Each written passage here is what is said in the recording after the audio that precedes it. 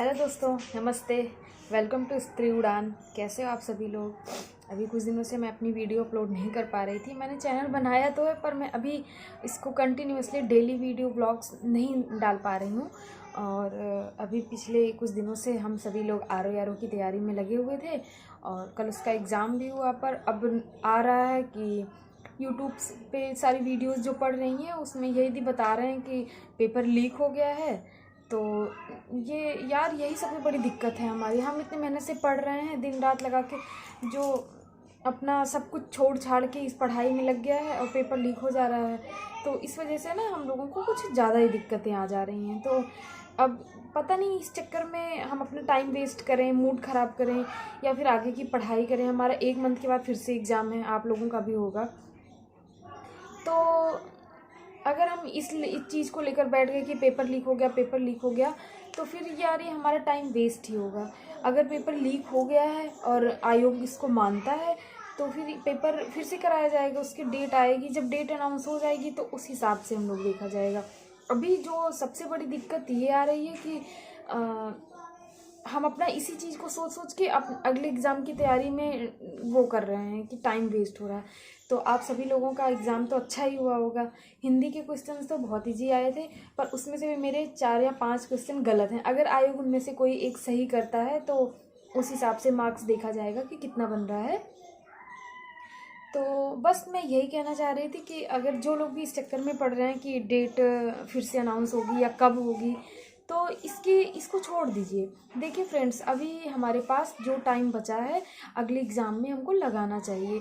अगर हम इस टाइम को अगले एग्ज़ाम में लगाते हैं तो जो भी हमारा पढ़ा है एग्ज़ाम में, तो इस वाले के एग्ज़ाम में भी वही सारी चीज़ें ज़्यादा से ज़्यादा हद तक आएंगी। तो हम अपना टाइम वेस्ट करने से अच्छा है कि टाइम का थोड़ा थोड़ा यूज़ करें और जैसी पढ़ाई करते आ रहे थे उससे वैसी ही या फिर उससे अगर बेटर कर सकते हैं या फिर हमने कुछ और स्ट्रेटजी बना रखी हो तो उस हिसाब से करना चाहिए। पर अगर हम इस चक्कर में बैठ जाते हैं तो ये हमारे लॉस ही होगा। इससे कहीं से भी कोई प्रॉफिट या कुछ भी हमारे लिए नया नहीं हो जाएगा। तो बस अब आज मैंने सुबह से आज कुछ भी पढ़ाई नहीं करी। कल एग्ज़ाम था, कल एग्ज़ाम देकर मैं शाम को आई, लेट हो गया था रात में। तो बस कल रात में भी कोई पढ़ाई नहीं करी, सुबह से अभी तक की कोई भी पढ़ाई नहीं करी है। मैंने सोचा है कि मैं अब UPPCS के लिए एक नई स्ट्रेटजी बनाती हूँ और 1 महीने का टाइम है। 1 महीने को इसमें देखती हूँ कि ऐसा तो नहीं हम पूरा सारा सिलेबस एक महीने में कंप्लीट कर पाएंगे, ऐसा तो हो ही नहीं सकता। बस हम प्रीवियस ईयर और पूर्वालोकन बुक को अब अच्छे से पढ़ सकते हैं या फिर नए जो टॉपिक्स हैं उनको सब्जेक्ट को ज़्यादा दिन में नहीं, जैसे कि हिस्ट्री हुई, सब्जेक्ट वाइज करके हम 6-6 दिन या फिर 5 दिन, जो जैसा सब्जेक्ट है जिसके मार्क्स जैसे आने हैं, ये तो हमको फिर थोड़ा बहुत आइडिया हर किसी को लग जाता है कि इसका वेटेज ज़्यादा है, इस सब्जेक्ट का वेटेज कम है। तो उसी हिसाब से हम लोगों को भी अब अपनी तैयारी करनी चाहिए। और पेपर लीक होने के चक्कर में आप लोग बिल्कुल भी मत पड़िएगा, ये बिल्कुल टाइम वेस्ट करेगा आप लोगों का। नई स्ट्रेटेजी बनाइए और अगले एग्ज़ाम की तैयारी करिए। तो बस मैं आगे जो भी स्ट्रेटजी बनूंगी आप लोगों के साथ ज़रूर शेयर करूंगी। आज की वीडियो में बस छोटी सी वीडियो थी, बस यही थी। आज मैंने कुछ डे का अपना शूट भी नहीं करा था। कल से मैं आपको फुल डे ब्लॉग्स भी दूंगी और उसमें मेरे स्टडी के ब्लॉग्स भी साथ में ही आपको मिलेंगे।